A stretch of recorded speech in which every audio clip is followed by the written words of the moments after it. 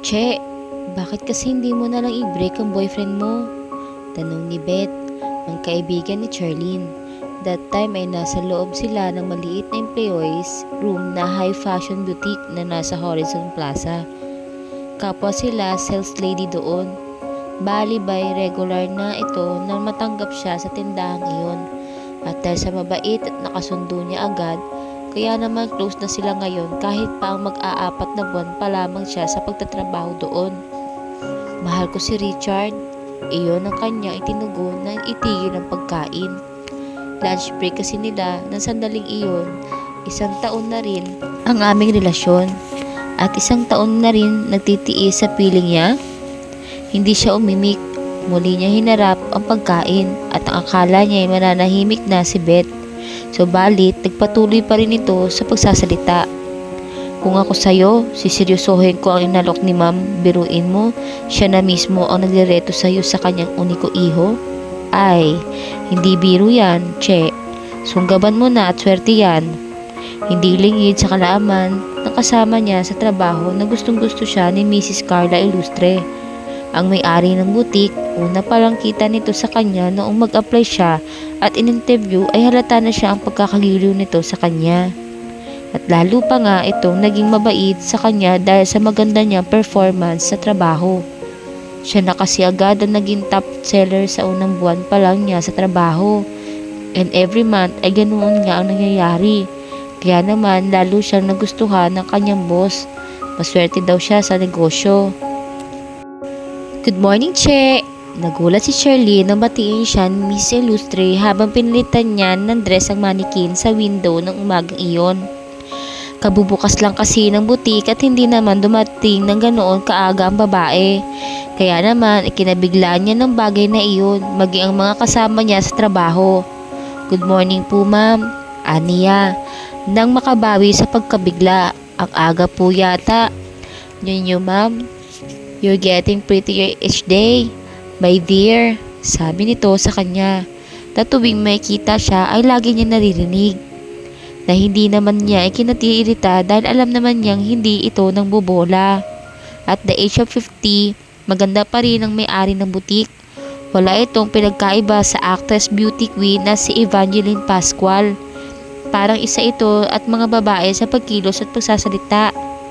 Byuda na ito ng isang magaling na doktor. At ngayon nga ay pinagkakaabalahan ay ang sariling negosyo. Ang butik na may 3 branches na malalaking department store sa Kamaynilaan. Ngiti lang ay tinugo ni Charlene dito. Excuse me ma'am, aniya. Saka hinarap muli ang ginawa ito. Ito ho new arrival item natin ang i-display ko sa manikin para makita ng mga customer. Maasahan talaga kita, Che. Tuwang-tuwa nitong sabi. Saka hinawakan ng kanyang kamay. Mamaya mo na ituloy yan at maibibigay ako sa'yo. Ho? Napalunok niyang sabi. Ano ho yan, ma'am? Halika rito, sa employees room. Ang sabing hinila siya. Samnay, ikatuwa mo itong ibibigay ko mula sa anak kong si Jerwin. Ho? Bulalas niyang muli. Pakiramdam niya ay nanlamig ang buo niyang katawan dahil sa narinig. Nakatingin sa kanya ang mga kasamahan sa trabaho, lalo na si Beth, nangiting-ngiti. Ito kasi ang numerong 1 natutuwa sa pagrereto sa kanya ni Mrs. Ilustre sa anak nitong binata sa kasulukuyang nasa Amerika. Pulang-pula talaga ang mukha ni Shirley nang makaharap niya sila ang kanyang boss na sa loob ng maliit na silid. Nang tumingin siya sa maganda nitong mukha ay kitang-kita niya ang hindi matatawarang kasiyahan. May ipinabibigay sa'yo si Jerwin ko, sandali lang. Sabi nitong naging abala sa pagkuha sa bagay na iyon mula sa malaki nitong handbag. I'm sure magugustuhan mo ito, o get it? Napatingin siya sa inabot nitong kahong nakabalot pa ang makintab na gift wrapper. Sumalsal ang tibok sa kanyang dibdib dahil doon ay hindi siya agad nakakibo. Kunin mo, Che, sabi ng mabait na babae. Para sa'yo talaga yan, bigay ng anak ko, napalunok siya. Nang binawi na niya ang paningin mula sa regalong inuumag nito ay inuukol ang mga mata kay Mrs. Ilustre. Ang totoo'y nakadama siya ng hiya kaya nagdalawang isip siya kung tatanggapin ay binigay nitong iyon. Accept it, ana ng matandang babae. Magagalit si Chervin sa'yo kapag hindi mo ito tinanggap. Napalunok siya ng laway. Charlene please, sabi pa netong nakikiusap ang mga mata. Wala naman sigurong mawawala sa'yo kung tatanggapin mo ito, di ba?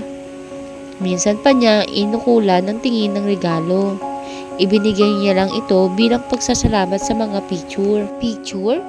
Alin po picture, ma'am? Inakbayan siya nito. Tanda mo yung stolen shot na kinuha ko last month habang nakatayo ka rito sa selling area? Ipinadala ko sa anak ko.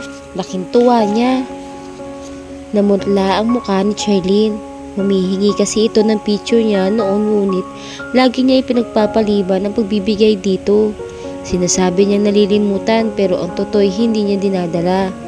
Hanggat maaari kasi ay ayaw niyang magkaroon ng ugnayan sa kusinong mga lalaki dahil nga may boyfriend na siya. Si Ricardo Ateneo. Mahal niya ito at wala siyang duda na mahal din siya neto. In fact, nitong mga huling araw ay kasama na sa paksa ng kanilang usapin ang tungkol sa kasal. Pasensya ka na, Che. Masuyo pang sabi ni Mrs. Illustre.